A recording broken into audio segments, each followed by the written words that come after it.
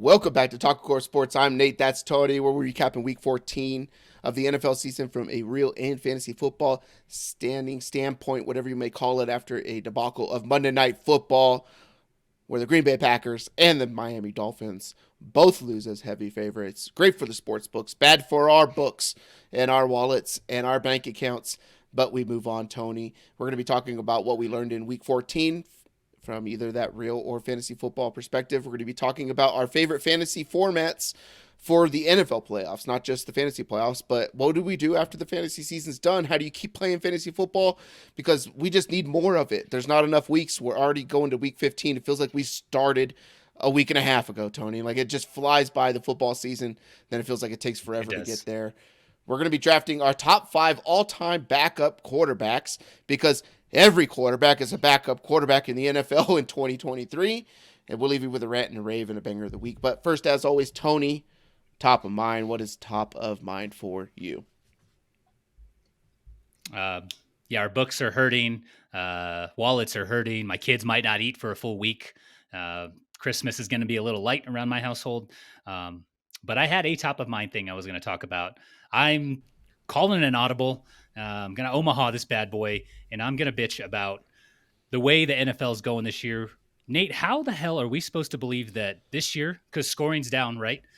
All the unders are hitting. How are we supposed to believe that defenses have figured it out? They figured out the offenses. Elite quarterbacks are just good now. Good quarterbacks are bad. How are we supposed to believe that? And then backup quarterbacks come in, and they're just lighting up the scoreboards. It makes no sense. And you can't bet them, right? You can't bet these guys because you lost your ass when you bet against these backup quarterbacks last week or the week before. The moment you fucking bet these backup quarterbacks, the rug's coming out from under them. You're going to lose either way. So what I'm doing is just staying the F away from all of these GD backup quarterbacks. I'm not happy. I might just rant about this later at the end too. I'm backing a backup quarterback. I'm backing a backup quarterback this week, Tony, and I think it's fun. It's gonna fuck you. It's gonna fuck you hard. Look, man, I haven't had sex in like a year and a half. I'll take anything I can get, man. Like, as long as I'm getting some, I don't care how it comes. Like, just make me feel regret at the end of the night. I'm still tilting after the Monday night doubleheader, which was interesting. I don't think we've ever had the doubleheader before. We've had the games kind of staggered a little bit. Yeah. It was interesting. And I watched the Manning cast because I was like, how am I going to watch both these games at the same time without having to like go to the basement with the, laptop and the TV? Manning cast was good. That was the first one I watched, and it was entertaining. I like the Manning cast. I had a hard time with it jumping between games. It was just hard. So I was like, whatever, I'm going to watch it as I want to watch it and then just mute the announcers because I can't stand Troy Aikman. Troy Aikman sitting there on that 2-point conversion near the end of the game.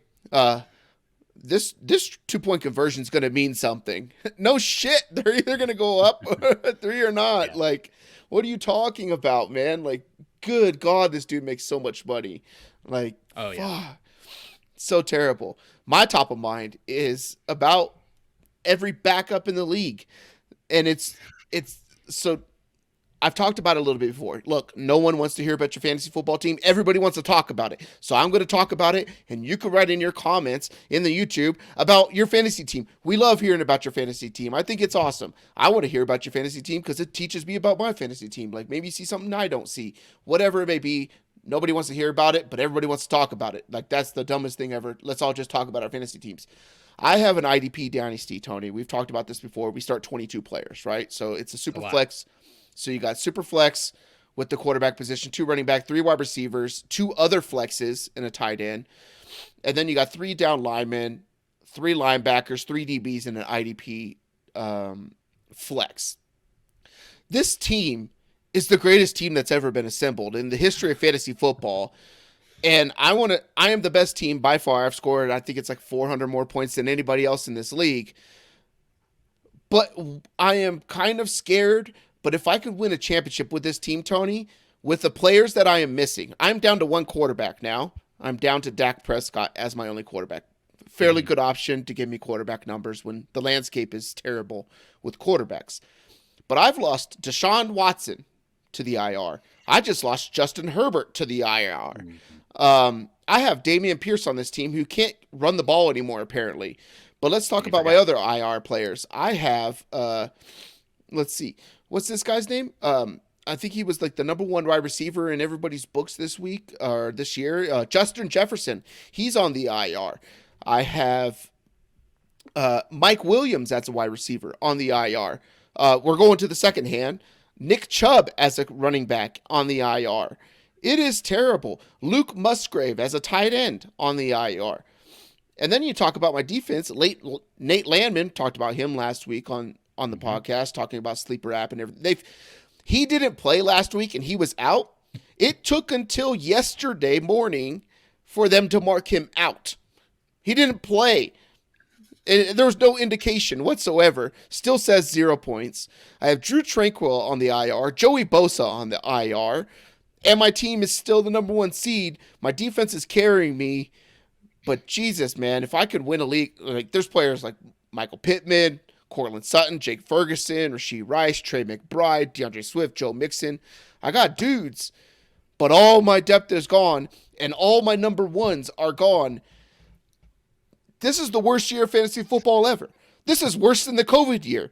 There was less players out for COVID than there are for injuries in 2023. It is terrible, and we got to figure out how to navigate it and win championships. Oh, it's so frustrating. Playing with a bunch of bums, Nate. Especially playing with a bunch of... It's so terrible. And, but it's so hard. It's so hard. And if you could win a championship this year, you should put 6 asterisks next to it so that people recognize how fucking hard it was to win a goddamn championship this year. And that is top of mind for me. It is tough. Week 14, what we learned. Week 14, what we learned. Tony, I'll give it to you because I think I got a banger with my number one. You're not going to like it. I'm sticking with the theme of this freaking episode. Backup quarterbacks, they have been the theme, really, for the 2023 NFL season. It's gross for fans of those teams. It's gross for fantasy football. It's gross for the NFL product as a whole. You've complained about that previously on this one and the other show. With that being said, Joe Flacco, Jake Browning, they're not only helping their teams win football games, but also keeping their star playmakers relevant for fantasy. Maybe that goes hand in hand, but that's what we care about, obviously, fantasy, because we're in the fantasy playoffs. A couple of stats here for players on these teams. Amari Cooper got 14 targets in week 14. David Njoku went 6 for 91 and 2 touchdowns. The game everyone's been waiting for him. T. Higgins even had 72 receiving yards. That's respectable. He's kind of had a down year for where he was drafted, right? Mixon, he punched one in on the ground, added another 7 or 8 PPR points through the air. Jamar Chase didn't have a great game in week 14, but week 13 with Browning, dude went 11 for 148 with the score. What I'm doing with all that, not writing those players off, obviously, but Cleveland is the 5 seed, and the Bengals are in a 5-way tie for one of the final 2 wildcard spots. So they both have something to play for, which means down the stretch here, aka the fantasy playoffs, that's what we care about. All of those guys are usable pieces. If it was someone like DTR starting, I wrote in Tommy DeVito, but apparently he's good too. Mitch Trubisky, there would not be as much confidence in starting those guys, but with those other quarterbacks, you're probably fine rolling those guys out in the playoffs. I'm glad that you brought up those 2 teams, Tony, because there's some fun stuff for those 2 teams. Yeah, it's fun. And I'm talking about Joe Flacco, because I think that Joe Flacco, when you look at the rest of their schedule, he provides the Browns with competent enough quarterback play to make a run in the playoffs. The AFC is kind of dead. It's wide open.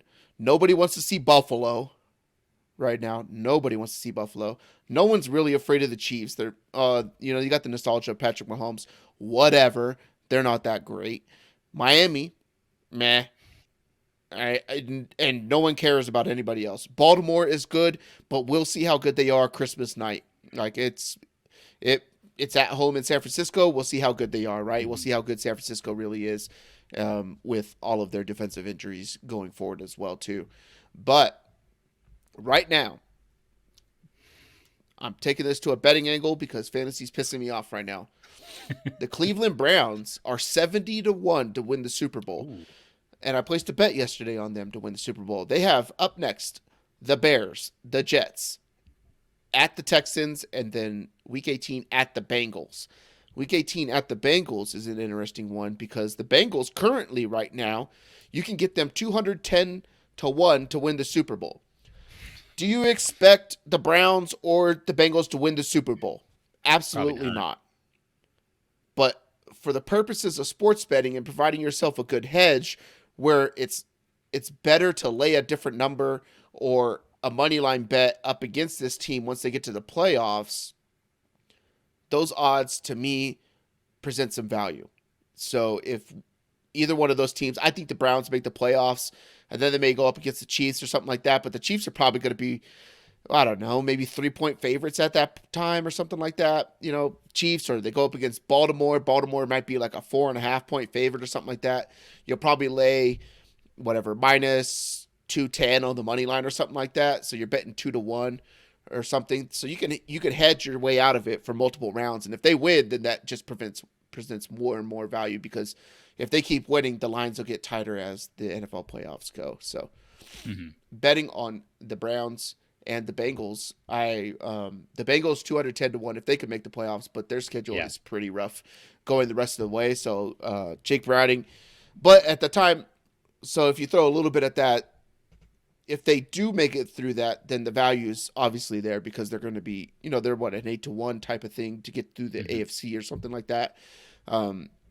They're obviously going to show something to make those lines a lot tighter and provide you a really good hedge opportunity to middle or something like that. And then present yourself with a, 100 to 1 or something like that, or you can get 50 to 1 or something like that, depending on how much you lay, I guess you would say, right? So you can lay an exorbitant amount for them to lose and still cash out on both of the bets. I dig it. We have to make money on backup quarterbacks somehow. Someone has to, besides the sports books. Yeah. Was that yours, or do you have one? That was mine. Okay. So my second one, and it sucks because I drafted this guy in a spot. It is Jover for Miles Sanders in Carolina. He missed some time with an injury, but since week 11, his snap percentage has come to a screeching halt, 46%, 36, 33, and last week Sanders played just 22% of the Panthers snaps. His rush attempts were below 30% of the team's. Routes have not topped 40% since week 10. We all play PPR, so we care about the routes and pass plays he's in on. And he had a 0% target share this last week.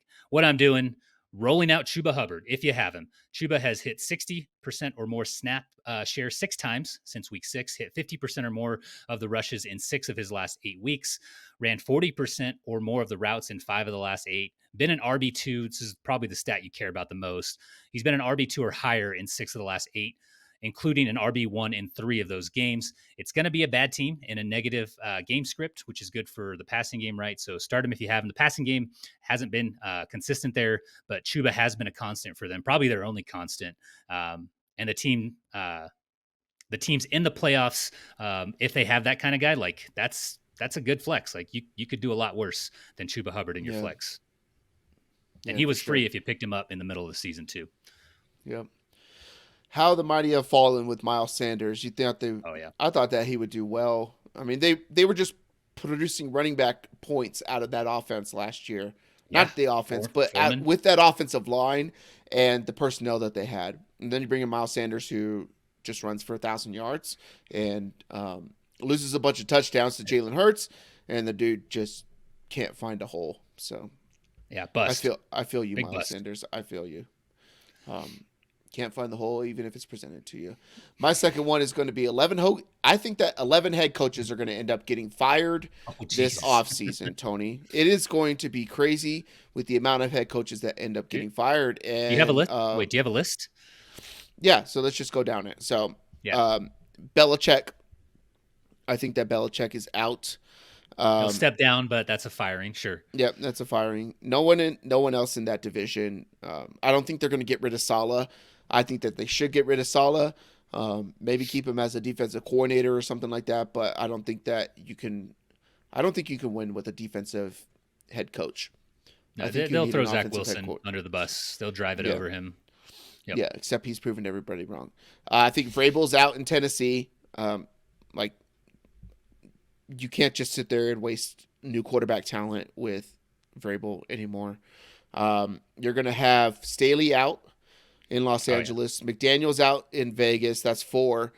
You're going to see Washington fire their coach, Ron Rivera. Rivera. Yeah. I think you see, so that's 5. And then Eberflus in Chicago. And then I think Tampa, Atlanta, both fire their coaches. And one of them might win the division. That's wild. Disgusting. That's disgusting. So that's there. And then what did I say? 11? You got the Giants too? Dayball, is he gone? Yeah. Dable, I think, is gone. Who was the other ones then? Who did I have here? McVay. I think that McVay is gone. I think he's done. I think he's done. I don't think he's going to coach anymore. And then who was the other one? There was another one in here. Maybe it's adding Salah in there as that other one that got me to 11 or something like that. But I think there's going to be around 11 head coaches that end up moving around the NFL. And what that means for us, analysis starts once the offseason starts.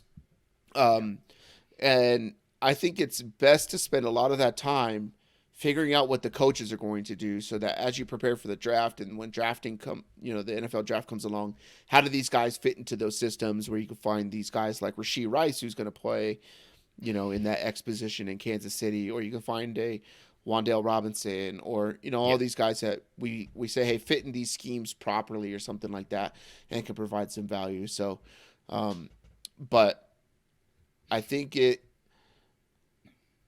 we'll touch on it more here in the channel as the offseason goes and stuff like that. If, we broke down everything by AFC and NFC last year. I think this year we'll break down everything by individual conference and division, or by division, I guess you would say, so that we can spend some more time talking about those things and figuring it out. But coaching leads to where fantasy points go. Every year there's players like Austin Eckler we were big on because they just don't pass the ball to the running back in that offense. They de facto started having to pass the ball, but all of that passing production and the receiving yards have come off like one massive play every single game by Austin Eckler, which is something that you really shouldn't rely on, I guess you would say, right? Mm-hmm. We talked about how the Dallas Cowboys would be a more vertical team with Schottenheimer as their offensive coordinator because they needed to defeat the 49ers cover 3 and what everybody's running in the league. You have to run verts up the seams and stuff like that. And you look at what Dallas is doing, and it's kind of exciting, and it's kind of pisses me off because Dak was nowhere on the radar for me to draft. I was like, it's once I get to Herbert, I'm done type of thing. But you knew they were going to air it out. We talked about how they were going to air it out and how they had to do it the entire year because that's what everybody's running, because everybody's running the same kind of defense now, and that's how you beat it. And then you look at Dak, he's putting up crazy numbers and touchdowns left and right. I think that the early week start, coaching breakdowns and stuff like that, and understanding that the better off we're going to be for fantasy football going forward. It's not just players and names and stuff like that, i.e. Miles Sanders. For sure. Dak, best pre-snap cadence in the league? It's so... Are you into it? I'm into it. I like it. It's cool. Like, it's cool. I'd rather just hear it on the field and not hear... Like, it's like, oh, the Travis Kelce and Taylor Swift thing is done. Like, let's move on to, here we go. Like, it's been 3 fucking weeks that's all they're talking about. Like, talk about how they changed the type of the offense and what they're doing to attack defenses. Don't just talk about, oh, Dak Prescott, this. Like, talk about their lack of a running game and how, for some reason, they can't get rushing yards out of Tony Pollard. Like, talk about Micah Parsons taking off plays in hurry-up offenses. Like, talk about that stuff and how it impacts the game. Don't talk the whole fucking thing. Here we go. I sat down with, that's the fuck. I sat down. Yeah, Chris Collinsworth sitting down with Dak Prescott talking about the origins of, here we go. Shut up. Like, it's not like we don't hear it 60 to 70 times a game, right? It was a TikTok trend 16 months ago, Tony. Like, there's guys on TikTok who just do NFL cadences and they replicate, like, quarterbacks dropping back and stuff like that. That was 16 months ago, and it's now in the NFL. It's terrible, and it's so annoying. Talk about actual football, but you can't talk about actual football because it just doesn't get clicks. God damn, it's so stupid. Sorry, whatever. I didn't mean to upset you. Your third one. My third one. So we're looking for, if you've been in a fantasy championship or deep in your fantasy playoffs, like, was it Dare Ngumbawale and Khalif Raymond, like 2 years ago, won some dude our championship. And it's like, who the hell are these guys? And why are they winning someone a championship? So my last name, like Chubba Hubbard, and this guy here, this next name, I feel like they could possibly be in that boat, in that category, but you never know. But we're looking for options. But what I have is Trevor Lawrence somehow made an Aaron Rodgers-like recovery from his high ankle sprain and played last week. Didn't think that was going to happen. Probably like a mid ankle sprain. I don't know if that's a thing. Either way, he's under center for them as they push to win the AFC South. This is relevant, I promise, because what I'm highlighting is the Christian Kirk injury. He's on IR, so you don't get him in your fantasy playoffs. What you do get is Parker Washington in Kirk's stead. Washington has run 74 and 63% of the team's routes, getting a decent ADOT, so about 10 and 14 yards down the field, respectively, getting 14% of the third or fourth down targets, finished as the wide receiver 15 in week 13, wide receiver 27 in week 14. And what I'm doing, it's a deeper play, but he's producing in Kirk's absence. And you could do a hell of a lot worse here, just like with the Chubba Hubbard thing, that plugging in a wide receiver 2 or wide receiver 3, in that second flex spot that you paid nothing for. He was not drafted. There's no chance he was drafted. Other argument is that Jacksonville's 5th in the league in passing rate over expected. They do pass the ball a lot to the tune of 61% of the time. So targets are going to continue to exist in that offense, especially sans Christian Kirk. And the fact that their defense, for some reason, can't stop a wet rag from going down the goddamn field. So, I think they are it's the Eagles who are, I think the Eagles are the worst or bottom 5 pass rush team, pressure team, since their bye week, which is kind of crazy. Sure. But Jacksonville's right there with them. So, my last one. Here we go. Quarterback is too important of a position not to play team quarterback in fantasy football. It is the year 2023, and I'm adamant about this. Tony, can you guess the number of quarterbacks that have started an NFL game this season? That is not including guys who have thrown passes, because there are guys like Jamar Chase, T. Higgins, Debo. There's like 20 other players that have thrown passes. And I'm not counting Taysom Hill. How many quarterbacks have started an NFL football game this year? You shouldn't count Taysom Hill because he hasn't started. I'm going to say 47. Wrong. What is it? Bump those numbers up. It is 54, as 54 quarterbacks have started an NFL football game in the year 2023 through 14 weeks. There are 32 teams. Well, 15 of those are on the Browns alone. I should have done the math. This week, in week 15, it will become 55 as Easton Stick gets the start in Los Angeles. Is that a real name? Sounds like Easton. A made-up Madden player. Easton Stick. Dude, his parents used to get the East Bay magazines, and they just bought baseball bats the entire time. Guaranteed. His last name Stick. They named him Easton based off of baseball gear. Probably. Someone fact check that and put it in the comments into YouTube. Producers. It is too important of a position where theoretically and normally injury is not a big concern at the position. Therefore, when you lose one, it is so detrimental. Can you imagine that you have a team, maybe they had Joe Burrow when they drafted, right? Joe Burrow, do you expect him to get hurt? You probably should, because he's hurt every single goddamn year. But when you have Joe Burrow, you don't need to roster a second position. And when you're in cheap leagues that only have 5-6 bench spots, i.e. your league, Tony. Get over it. I fucking hate it so much. There's no reason to roster anybody like that. You got wide receivers. 2 of them might be on a bye with a tight end. You need spots on your bench to fill those voids. Quarterback is too important a position. Imagine you do that, and then you go trade for Trevor Lawrence. What happens with Ohio Eagles player? You don't know if he's going to play. Oh, my God, you got to pick up Joe Flacco. And then you got Joe Flacco, and you're like, screw it. Trevor Lawrence is going to play. I'm going to drop Joe Flacco. And then Joe Flacco's out here getting 250 and 2 for you.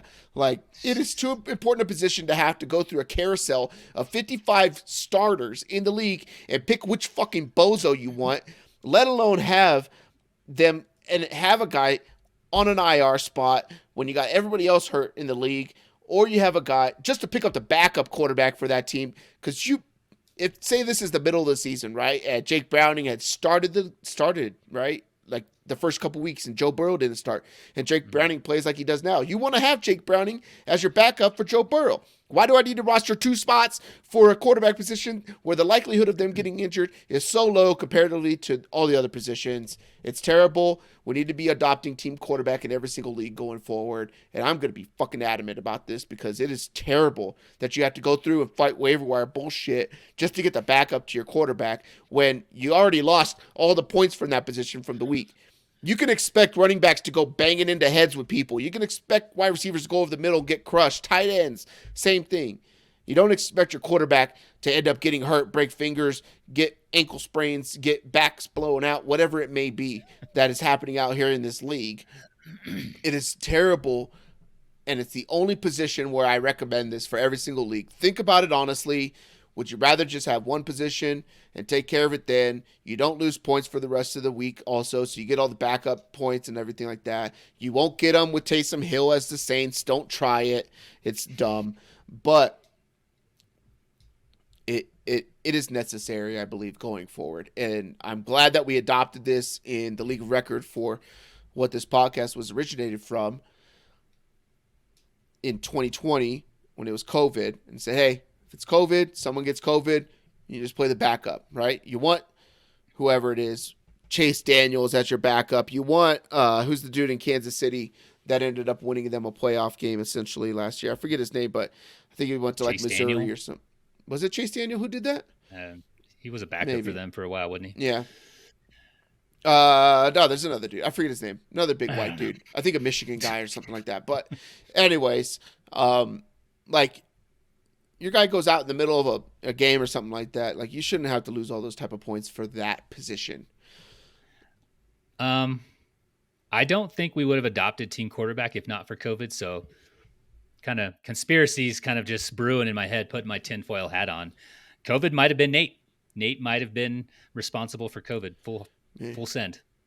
You could follow me at Wuhan Chan 530 on the X. Yeah. Yeah, that's my middle name, Wuhan. But let's move on. So, fantasy playoffs are coming up. You may be in them, you may be not in them. Hopefully you got like a losers bracket and there's something there for the losers too, as far as like who loses the losers bracket, right? Like, so we had a bunch of people bitching, primarily you, over the last 2 years about my Sacco rules because I played it out as the worst of the worst get the Sacco. So if you had the worst record in the regular season, doesn't matter. You're in a tournament against the 6 worst teams. Those 6 worst teams, you're the worst of the worst. You're the worst of the worst. You're a Sacco. Changed it this year. Regular season, loser, worst team, worst record, worst points is the Sacco in our league. But inside of our consolation bracket, which is the losers bracket, the toilet bowl will be the draft bitch or the draft monkey, as I say to the kids. Trying to explain to them what is still at stake for them. So, but that's for the regular season of that. But when the NFL playoffs are going on, you want to play something, you want to get involved. Yeah. There's other ways to play fantasy. So we're going to talk about a couple of our favorite ways to play fantasy in the NFL playoffs, or what we do to keep engaged with it with our buddies in our leagues and stuff like that. And maybe you could adopt them, or you could tell us in the comments what you like to do during the NFL playoffs to keep involved with the fantasy game. Tony, I'll let you take the floor first. I have 2. I don't know how many you came armed with. I have 3, but I think we'll probably double up on at least one of them. Okay, so I run a DFS thing all season long. It's just classic format, and I usually do the early and the afternoon games on Sundays. So just we watch, those games, those 10 or 11 games, and it's over. We get a winner take all. We usually have like 10 to 15 guys in there. What I like to do for the playoffs is, since there are fewer teams, we still do the DFS competition, but we do the captains thing. And I know there's like a kicker in there and all that, but it is fun, and it's like a neat little angle or approach for it. And it's just different from the regular season. So anybody can win it because like people put some crazy shit in the captain spot. A lot of fun, though. I do enjoy those regular season, and even more so just because it's chaos in the playoffs. Yeah, I like that too. I think that's cool. Mine. So I've been playing in this one for probably about 10 years now. We get about, I think there's like 300 or 400 people that'll end up joining it, but it's basically a total points league where you can, in the NFL playoffs, you can only use a player once. So if you want to use Patrick Mahomes in the wild card round or something like that, you can't use Patrick Mahomes for the rest of the playoffs, right? So there's some strategy, and if you can predict who's going to be in the Super Bowl, and so it's basically a total points for the entire time. You could also add multipliers for every single round, right? So as you multiply, like you get past them, you use a player in round 2 of the NFL playoffs, then they're worth 2 times the points, and then if you use them in the championship game, they're 3.5 points. If they get to the Super Bowl, it's 4 times points, right? Because you don't want to just lose, because it's almost like a best ball type format, right? But you can only use a player once. But that's a fun way to play, and it keeps everybody involved, and you have to plan a little bit. But it goes for the entire playoffs all the way through the Super Bowl, and it makes it really interesting. There's a couple different platforms that do it. The one I primarily do it on is like My Fantasy League or RT Sports. You kind of have to use a computer to do those type of things, but it's a really fun way to play and keep everybody involved for the playoffs too. So that sounds fun. The other one I have is very similar to that. ESPN used to run it. I don't know if they do anymore. I think we've had to use another site. But each week you pick a lineup. So quarterback, a couple wide receivers, a couple running backs, tight end, and I think there is a defense. But the wrinkle is that if you have the same player in your lineup in consecutive rounds, you get a 2x multiplier. And that multiplies by 2 for every week you leave them in there. So it's a lot of fun trying to capitalize on that bonus by picking who you think is going to play in the Super Bowl. So if there's like a San Francisco team, sure, they might get a first round bye, right? But you plug them in, because when they play in the divisional round, now it's 2x. And the hope is they go all the way. And by the time they're playing, that's at 8x now? Because you're at 2x, 4, and then, it's at 8. So it's fun. David, one of our buddies, used to get us into it. We haven't done it in a couple years, but I am trying to find a site that does that, because ESPN, I think, has stopped. That's why we shifted to another site. But that's a lot of fun. I think it's very similar to what you were talking about in yours. Yeah, I think that's pretty cool.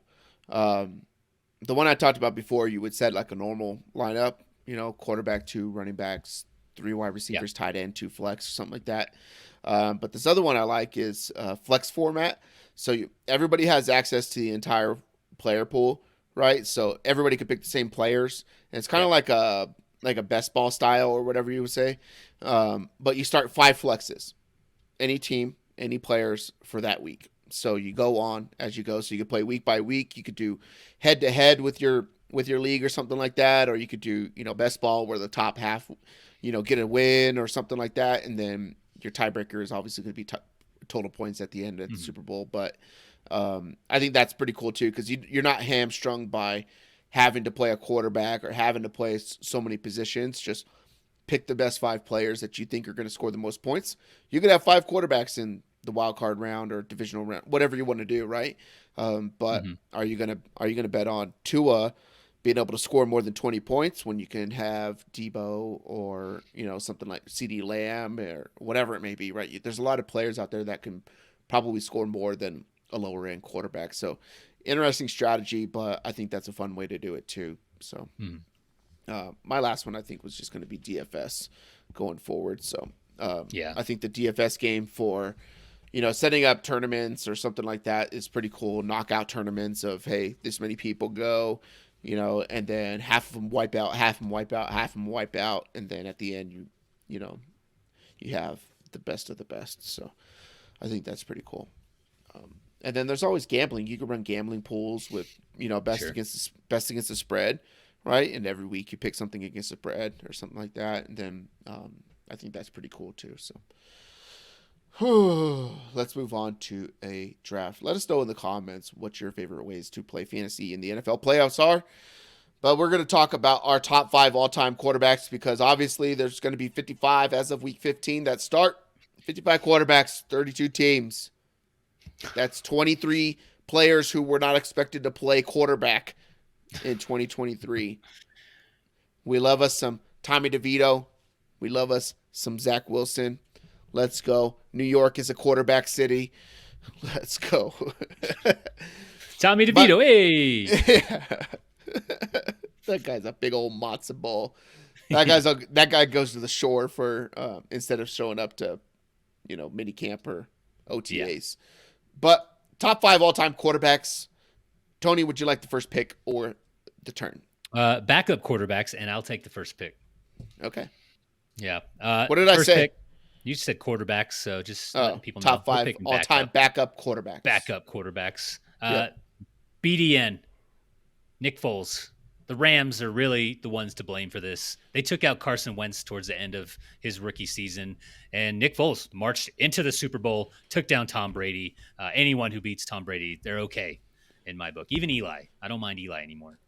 Eli's funny, dude. Eli is the one Manning that I think you'd want to party with. He's got that show on his back for sure. His comedic timing is good. Eli Manning is who is getting represented in Blue Mountain State. Like, Blue Mountain State is Eli Manning. Like, that was Eli Manning's total thing. Sure. I am going to go with. Let's go with. We'll just go with Chase Daniel. So Chase Daniel, you may not know him. You may not know that he actually has played NFL football. Because he has made $40 million in the NFL without ever signing a contract to be a starter. He's played for the Bears. He's backed up Drew Brees. He's backed up Alex Smith. He's backed up Carson Wentz. He's backed up Brees again. He backed up Trubisky. He's backed up Stafford. And right now, in year 14 of his NFL career of never signing a contract to be a starter, earning $40 million, he's backing up Justin Herbert and Easton Stick, apparently. So give me Chase Daniels and his $40 million over 14 years to never be asked to be a starting quarterback. Shout out to you, Chase Daniel. My number 2 is going to be Sean Hill. Sean Hill, he was a 2002 undrafted free agent. He had a 14-year NFL career. He played for the 49ers, the Detroit Lions, the Rams, the Vikings, where he's backed up Alex Smith, Stafford, Bradford. Never really been asked to do much, except under Mike Singletary, where he said, we want some winners. And he went out there, and I think he won like 5 games that season or something like that. Mm-hmm. Terrible passing numbers. Not a great quarterback. 14 years to the tune of $26.5 million being a backup quarterback. Give me Sean Hill. Going with the backup quarterbacks with phenomenal Roth IRAs and savings plans, 529s. I like this. It's good. I did have Chase Daniel. Same reasons. So my second one is going to be Ryan Fitzpatrick, Fitzmagic, career backup or journeyman. He did have a couple short stints as a starter, but was primarily a backup, especially in his latter years. Loved his style, his fearlessness, throwing the ball, taking hits, just kind of staying in the pocket. He would run quite a bit too. And the beard. That thing got longer and more gnarly every year he was in the league. If you looked at a picture of like his 15 or 20 years in the league, like every year it's just more nasty. Just a lot of fun. Good personality too. I think he's on like the Amazon show or something. The Prime broadcast on Thursdays, I think. Yep. So give me Ryan Fitzpatrick here with my second pick. Third pick, it's going to be Brian Hoyer. This dude, very important for anyone who still idolizes Josh Gordon. Brian Hoyer helped us fully realize what Josh Gordon's potential was, made him a legend, did the same thing with DeAndre Hopkins in Houston. He just hyper focuses on one guy, and it's so good for fantasy managers, right? Because there's never any doubt who's getting the ball 15 to 20 times a game. Very easy to predict when that dude's in the game. Brian Hoyer. Fitzpatrick, Brian Hoyer. Brian Hoyer was also an undrafted free agent in 2009. Played for the Patriots, the Steelers, the Cardinals, the Browns, the Texans, the Bears, the 49ers, the Patriots again, the Colts, the Patriots again. And now he's on the Raiders. And not commonly known by his actual real name. You know his real name? What's his real name? Tony? No. What is it? Axel Edward Brian Hoyer. That is phenomenal. Swear. That's what the internet says. To the tune of $29 million since 2019, 14 years. Let's go. I was going to say, how is the IRA? Pretty good. Let's go. Oh, man. All right, dang it, I'm going to run out. No, I'm not because I got enough. All right, Josh McCown is going to be my next one. Josh McCown, 19-year NFL, or let's say pro football career, because he played for the Cardinals, the Lions, the Raiders, the Dolphins, the Panthers, the Hartford Colonials, the 49ers, the Bears, the Bucks, the Browns, the Jets, the Eagles, the Texans, and now he's parlayed all that into being the most sought-after offensive coordinator and head coach candidate in the NFL. Teams want him to be the head coach of their team, and he ended up going under Frank Reich, going to Carolina and trying to build what they're going to do. I think that he will end up being the head coach of the Carolina Panthers this coming year, or he's going to get a job somewhere else where it's more lucrative. Maybe he's the guy who goes to Los Angeles or something like that. Highly regarded Josh McCown, 19-year career to the tune of $52.3 million. Josh McCown, Jesus, one man. of the smartest brains in the NFL. Like, that's what I think is really cool about backup quarterbacks, is guys who are in the NFL so long as a backup, you know they're so goddamn good with film. You know they're so good with helping, groom other quarterbacks and stuff like that. They may not have the talent, but they have the brain, and they're being groomed to be coaches and offensive coordinators and stuff like that. It's a cool way to see, like, wait, why is this guy here? He never even played, right? Well, yeah, because he was over here breaking down film and designing offenses and stuff, doing an extra job and, getting running himself there. Running the scout team every year. Yeah, so I will go with Josh McCown as that one. My next one's going to be Brock Purdy, and my entire analysis is comes in as Mr. Irrelevant, last pick of the draft. Kid just works hard, dresses like he gets his clothes from Target. That's cool. I get clothes from Target too. I try not to, rather go to Walmart. It's cheaper. It is. And I'm trying to have more money to put on this Joe Flacco and the Browns 70 to 1 to win the Super Bowl. So I gotta have a good hedge opportunity. But yeah, Brock Purdy comes in, just plays good football. He's smart, puts the ball where he's got to put it, players in position to make plays. And then he gets hurt. UCL sprain in the NFC Championship game against the Philadelphia Eagles. What could have been, what would have been, I don't know. I think the game turns out to be the same. Not maybe as much of a blowout, but I don't think the Niners win. The Eagles defense and that team was humming, and they were the better team last year in that game.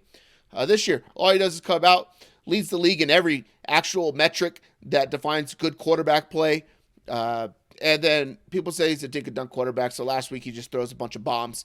19 passes completed for 350 yards, multiple touchdowns. Did throw a pick. You could probably say that was Ayuk's fault that he threw that pick, but whatever. And he has another touchdown if Ayuk can hold on to the ball, as he would have had like another 58 yards in the touchdown, but Ayuk got stripped from behind after he, broke a little tackle and got away from a dude. So from Tariq Woolen. That was like a 58-yard touchdown. Reek Woolen, whatever, Tyreek, he's fast too. But he'll go by what I call him. Don't share this with him on X, Twitter, Threads, whatever it may be, okay? I don't know if the kid's got Facebook, Snapchat. He's young enough for Snapchat. But, yeah, Brock Purdy is going to be my next one. That's cheating. My last two here. No, it's not. My next pick is Tom Brady, backup quarterback to Drew Bledsoe. No, my last two, we'll start with Johnny Wolford. This is an age-old story of playing hard to get. That's mine and Johnny's relationship. I've been trying to get this dude added to my LinkedIn network for 4 years now. He's a rascal, though. I know one day he's going to accept it. When I wrote this, I was like, let me go back in, see if he hasn't accepted it. So I canceled it. So I withdrew it and I added him again. So we'll see if it pops up in his noties, and I'll keep you guys updated on the status of Johnny Wolford in my LinkedIn network. I'm not sure about his 401k, Nate. I did not look into that. Wasn't he like selling insurance or something like that? He was. Yeah. That's probably bad. He's probably like a whole life insurance seller, like a fucking total scumbag. Yeah. My last one. This guy probably has a good IRA. Maybe you dug a little bit, but Matt Flynn, career backup, I believe, to just Aaron Rodgers before he got a 3-year contract for $20 million. This was like 15 years ago. I don't know. It was a long time ago when that was a lot of money. This was like, who was the guy? Brock Osweiler? This was like an Osweiler type deal he got for just playing a little bit. But he got this with Seattle, and we never really heard from him again. I think the first year they signed him to this deal was Russell Wilson's first year, and he just took over that job. And we know how that book ended. Yep. I think I would have allowed Tom Brady. I have Tom Brady written down because Bledsoe was better. That's cheating. It's not cheating. He was a backup quarterback who took advantage of his opportunities. It's not cheating. Is that how his Hall of Fame speech starts? Huh? That's what he talks about. Yeah, my last one. Sam Darnold, because anybody in this 49ers offense can just do whatever Brock Purdy does, even though no other quarterback in this offense has done it. So, yeah, Sam Darnold's going to be – nah, I won't. I do have it written down, and I literally wrote Brock Purdy and Sam Darnold, and I wrote the word duh under them. I don't know if it's I wasn't going to put it past you. Yeah. That was just a poke at the fact that Dak Prescott is a odds-on favorite to the short shot to win MVP right now, and there's nothing that Dak Prescott has metrically or statistically outside of the touchdown passes that is better than Brock Purdy. It's kind of wild. Better pre-snap cadence. That's for goddamn sure. No. Here we go.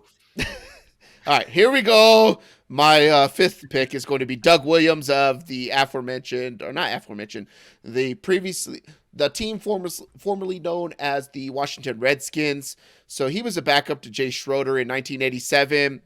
He subbed in for a couple games during that season, and then he started a couple games in the season midway through, and they were kind of going back and forth between quarterbacks in this year. I highly remember this. I was roughly around 11 months old. He was named the starter for the playoffs, ends up winning the Super Bowl, being the first black quarterback ever to win an NFL championship, or an actual Super Bowl, I guess you could say. But for a team that was the last team to have like black players on their team in the Washington Redskins, their history and all that kind of stuff, Doug Williams breaks that barrier to win a Super Bowl as a black quarterback. And I think it was not until Patrick Mahomes did it that another one had done. Yeah, I think that's the truth. Because in the 90s was the whites, you got the Cowboys and the 49ers, right? And then in the 2000s is Brady, Flacco, Roethlisberger, essentially, right? So, yeah. Did Russell Wilson? Eli getting a couple, yeah. Russell Wilson won one, right? Never mind. So he's the third one? Oh, yeah. He got one with Seattle. Yeah. There you go. Yep. So recapping our top 5 all-time backup quarterbacks. Tony, you have Nick Foles. You have Ryan Fitzpatrick, Brian Hoyer, Tom Brady, also known as Johnny Walford, and Matt Flynn. Well, I have Chase Daniel, Sean Hill, Josh McCown, Brock Purdy, and Doug Williams. Let us know in the comments what your favorite all-time backup quarterback is, and let us know what you think about our teams and what we drafted. So, moving on, rants or raves. Tony, I'll let you take the floor. Had an honorable mention, Dan Orlovsky, just based on his drop back into the end zone, the opposing end zone, and just running out of bounds for a 2-point conversion. Yeah, that one's pretty good. Just a lot of fun. He leans into it now too. Takes it like a champ. But for rants and raves, I'm raving about being an LA sports fan. This past weekend, Nate, not only did the Dodgers sign Shohei Ohtani, but the Lakers also won the NBA's inaugural in-season tournament. Additionally, Nate, it was reported yesterday from, was it Jeff Passan or whatever, that Shohei is deferring 97% of his salary until the very end, so getting paid $2 million per year, not 70. That's bad because we're going to be in a Bobby Bonilla type situation in 10 years. But I think short term, that means just one thing. We are signing Yoshi Yamamoto, and I know he was good. Like, I'd heard about him, but I looked at his stats. Dude was 75-30. The different teams he played for, 1.7 ERA, 0.9 WHIP, 9 strikeouts per 9. It's good. It's good right now to be an LA sports fan. Light the beam, Nate. Light the beam. I like that. I like lighting the beam, especially when it's against Los Angeles teams in basketball. Yeah, Shohei Ohtani. So good. I tried ordering a jersey. Good luck. Pre-selling. They're pre-selling Good right now. luck. Yeah, Yeah. good luck. Yeah. Maybe by the time the season starts, I'll have one. We'll see.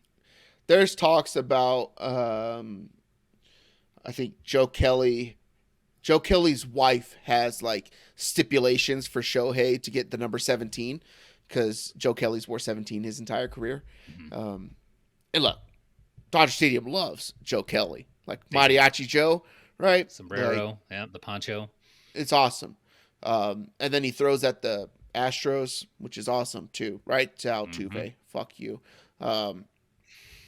Really hard. You have to like bounce it to hit the guy. You can't. There's no such thing as high heat. It's just heat. But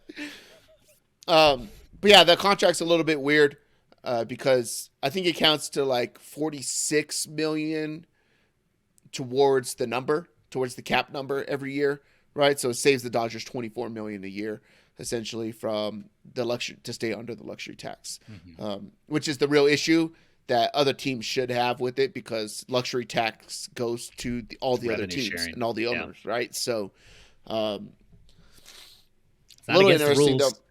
And it wasn't a Dodger exclusive thing. He was trying to do it with every team he was negotiating with. I don't think that he had any desire to go anywhere else. I think he did that to say he did it. He was going to LA.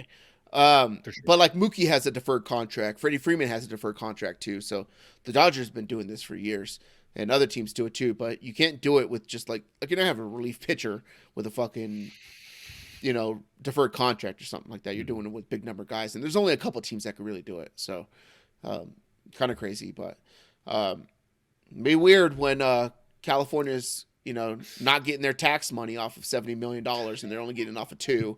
And then in 10 years or 9 years, Shohei Ohtani moves back to Japan, establishes his Japanese residency, no longer an American citizen, and never pays federal taxes on $680 million or nuts California state taxes. I'm not a big whatever type of guy or whatever like that, but that seems like I'm not one to really bitch about that stuff. But that's a lot of cash that can go to a lot of things that should be necessary. So much. Teachers, police officers, firefighters, roads, schools, all of the above.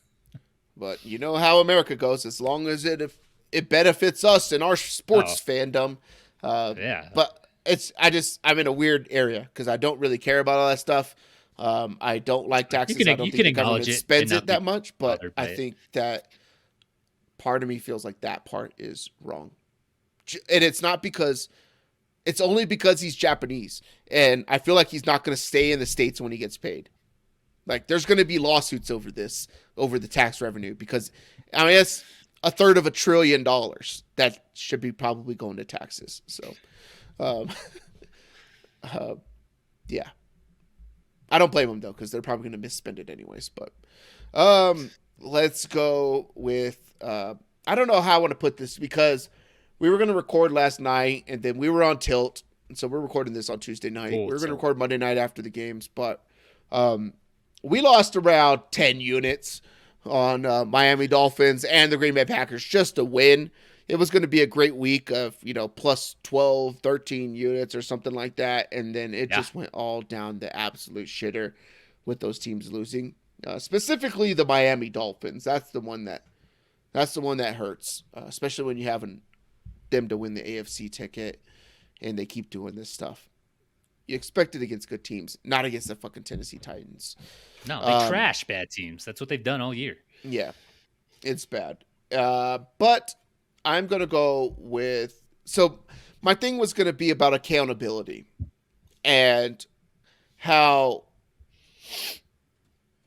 the reaction from the Kansas City Chiefs of getting called a penalty for Kadarius Toney being offsides, which sucks because when he caught that pass, I was literally drafting up a text to you, Tony. I just said, Kadarius Toney season is here.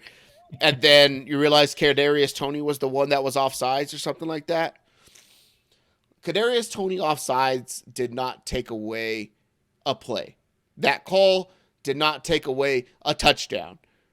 That call happened before the pass was even thrown.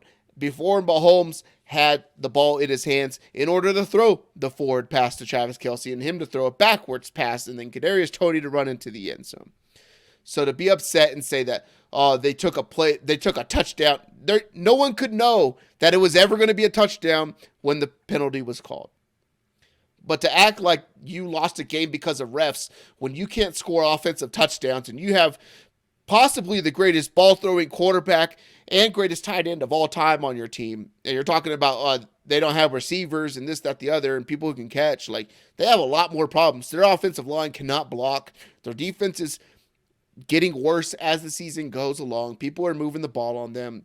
They're losing games that they shouldn't lose. But there is not a team in the NFL who benefits more from penalties just like that than the Kansas City Chiefs. How did they win a Super Bowl? There is an entire thread on X, Twitter, I guess you would say, of this guy who's like, here's all the times that the Chiefs won games because of penalties. And it shows like all these holding calls against the Niners in the Super Bowl. There's like 6 holding calls where dudes have their arms around dudes' necks, never called. They talk about it's just a thread. And there's like 60 instances where plays have happened and penalties have happened. But I wanted to talk about accountability because everything was finger pointing. And I think it's important as we get into, 1, the holiday season, 2, you're getting into the new year. Maybe you're coming up with resolutions or trying to develop habits going forward that are beneficial for you, your family, and how you feel about yourself and how your life is experienced. And I think that accountability is one of the greatest traits that you could have. I'm terrible at it. I point fingers a lot, and then I lay down in bed, and I think I sound like a fucking loser. It's why I don't bitch about a lot of stuff to a lot of my friends anymore, because I just bitched about the same things, and I've been bitching about the same things for 2 years, and I bitched a little bit before this, and it was just like, here, same old shit, right? Let's just go on. Okay, Yep, got it, right? But so there's a little understanding, but try not to do all that kind of stuff because that has nothing to do with me, and other people's actions to have nothing to do with you. But you had today, Tuesday, Mahomes comes out about talking about that and how he regrets that decision or his actions during that time, and hey, if I get fined, I accept accountability for that. I did it. I got to accept it. Live on that. Yeah, Andy Reid come out, say the same type of stuff today as well, but it's tough to do it in a moment. But I think if you can get there and just kind of breathe a little bit, then hey, it is what it is. There's plenty of other times. Your life is in your hands. I'm a firm believer in that. I don't think that anybody else controls how you succeed in this world, how you succeed anywhere. Whatever you do, you can do it. It's 2023, going to be 2024. Accept accountability for wherever you're at. Look in the mirror, get some Windex, clean it off, move forward, get better. It was going to be a very big rant, but I guess I can rave about them a little bit. The only problem is that when you do something or you react a certain way off the bat, that's how you honestly feel inside, right? Like all anybody saw during that moment was, oh, these guys feel entitled, right? Like they're entitled, like Al Bundy's, because they ran for 6 touchdowns at Polk High in a state championship game, that you deserve these type of things or whatever like that. And I get that it's not called, but it doesn't make it not a penalty. Like, it doesn't make it like that it was wrong that it was or anything like that. Just accept it and move on. But I feel like Mahomes is almost always like calm, cool, and collected. He composes himself pretty neutrally. But this year's been tough on them. Like, they have struggled, especially at the wide receiver position. Like the MVS drop a couple weeks ago should have won that game. They've made some bad plays recently that really put them behind the sticks. The Tony thing didn't help. So I think it just like everything just boiled like to the surface for Mahomes, because you don't see him doing that shit like on a week-to-week basis. Like, you rarely see that kind of emotion out of him. So I kind of understand and feel for them a little bit. I'm enjoying seeing the AFC wide open. This is going to be fun. Yeah. It's not the same old Chiefs, right? But I kind of understand why he was so pissed. It wasn't just the refs. It was just probably a little bit of everything. Like, it's everything else that it's like you finally made. I honestly think it was like, I'm taking it out on the refs because I can't sit here and yell at Kadarius Toney or because MVS or you were Sky supposed to Moore. be the next guy to come in and be a Tyreek Hill type player for us, and for some reason you can't stay healthy. And then when you're healthy, you make a bozo play, like one when we need it. He made some good plays in the playoffs, helped them win the Super Bowl. I think that they don't win the Super Bowl without Kadarius Toney last year. him and Juju. Like, think about how good Juju was with his team last year. Like, Solid. Yeah. he's solid, right? Him and Kadarius Toney won them a Super Bowl. Yeah. But it's going to be interesting for the Kansas City Chiefs. It's going to be interesting for the Detroit Lions. It's going to be interesting for the Philadelphia Eagles on what happens inside those locker rooms. Because I think that Philly's going to start eating itself alive. I think Kansas City's been doing it and trying to stay calm. But that was a culmination of, I can't yell at Kadarius Toney because you finally fucking did something that we needed you to do. And you were the asshole who was offsides. If a lineman's offsides, there's not a call, right? Like there's no issue or something like that. But we're burying the lead here with the accountability and things boiling to the surface. That play was fucking cool. I would love to see more of that with the throwback or like, what is it, a hook and ladder type thing? So cool. Yeah. Like you do that. It was once just a game. It was unscripted. You're going to catch everyone off guard. Probably. It was unscripted, and I've heard him talk about it on like different shows and clips and stuff like that, how he just does it in practice. And Andy Reid's like, never do that in a game. And he did it, and it almost won him a game. And then, so it'll be interesting to see what happens on the New Heights podcast, because 2 weeks in a row those teams have lost and at home. So, hey, we called that. We called the Buffalo win. Yeah, we called the Buffalo win. Show. You know, on the Picking Winners, there was one person who said that there was no way in hell that the Houston Texans were going to beat the New York Jets. And all right. You tell me Nico Collins exits in the first quarter and CJ Stroud gets a concussion. I probably don't pick Houston. I was told that Wow Tank Dell, Nico Collins, Brandon Cooks, not Brandon Cooks, he's on Dallas, Woods, right? Noah Brown. Yeah. Bob Woods, Noah Brown, Dalton Schultz. I was told that these guys were nobodies, so it doesn't matter if they're there or not. Like that's what the world said. He's throwing to nobodies. That's why he's an MVP candidate. Like who's Dalton the next Schultz nobody? Was supposed to come back. He didn't play. Man. Yeah, Brevin Jordan's been fine. They can't run the ball. And they're running Devin Singletary instead of a guy who ran for 1,000 yards last year. Yeah, that doesn't make sense. Yeah, I think he just doesn't fit the scheme. Right. He doesn't fit zone schemes, but maybe. Yeah, pick a winners. That's going to be a fun one. Anything else for the people before we get out of here, Tony? I don't see Nate's decorations. Don't know what's going on. I got the hat on. I got the lights in the office. We got a 12-foot Santa on the deck. Have you driven by? Yeah. Have you shown the girls? Thing's fucking huge. Yeah. You guys believe that Tony has an Arabian Santa on the back? Like, Santa doesn't have a hat. He has a turban. Like, he's got terrorist Santa out there. Like, I don't know what's going on. Maybe this is like a support for, I don't want to say those things because we might get banned on YouTube, but support for what's happening in Gaza, for one side or the other. I don't know what's going on, but it's out there. It's wild. Look, I couldn't afford the normal Santa, the normal 12-foot Santa. You got it from Alibaba? That's so good. Front's decorated. The kids' windows have lights, man. We're going all up. We got Jack Skellington in our bedroom window. Yeah. And you guys sent over a 3.5 by 3.5 by 3.5 box to put in my living room. Like, it's bigger than my coffee table for my kids' present this year. And they don't know what the hell it is. And I'm like, Jesus Christ. They still haven't figured it out? No, they haven't figured it out. I'm not going to say it because I've heard Layla listens. So. Yeah, she listens. Enjoy it. Yeah. Anyways, thanks for listening. If you're still here, be sure to hit the subscribe, hit a like, leave us a comment on anything that you thought about of the show or what you want us to talk about going forward, anything like that. And be sure to follow the show on Spotify and review. Give us a rating on Apple as well. And tell your friends, tell your dads that there's a sports podcast with two striking young men, one that can't give up a mustache. It's terrible. And nobody wants to ride it. Who wants a mustache ride? Banger of the week, Karma by Taylor Swift. Ooh. For Tony. I am Nate. You can hear that exclusively on Spotify. Look for whatever the show number, 123B, whatever like that. It'll have the actual music to the song in there for you. Taco Corp episode 123 in the books. Love you. Bye. Follow me on Blue Sky, Sleeper HQ. Oh, Sleeper HQ.